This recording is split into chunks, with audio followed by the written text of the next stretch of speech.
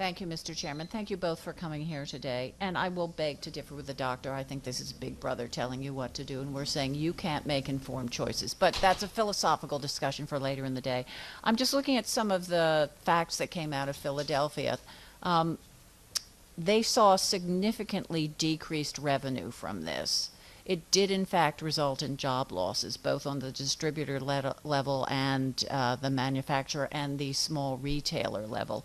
And I'm looking at a study entitled From Coke to Coors that looked at the unintended consequences of a tax. And when they looked at families where tax was added to sweetened beverages, and this came out of Cornell University, Dyson School of Applied Economics and Management, they saw a short-term decrease in soda consumption in half the families.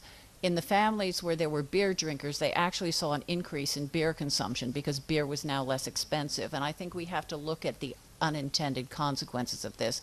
I accept, drinking water is better, and I don't think anyone up here would maintain that adding a tax to sugary beverages is going to have people expiring of dehydration and thirst.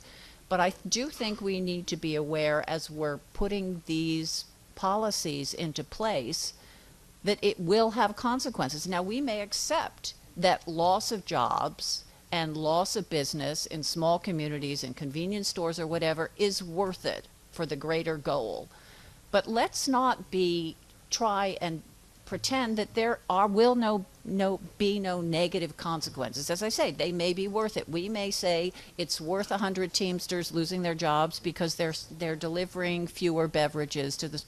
But let's be honest about the outcome. It's all very well. I have a husband who had type 1 diabetes.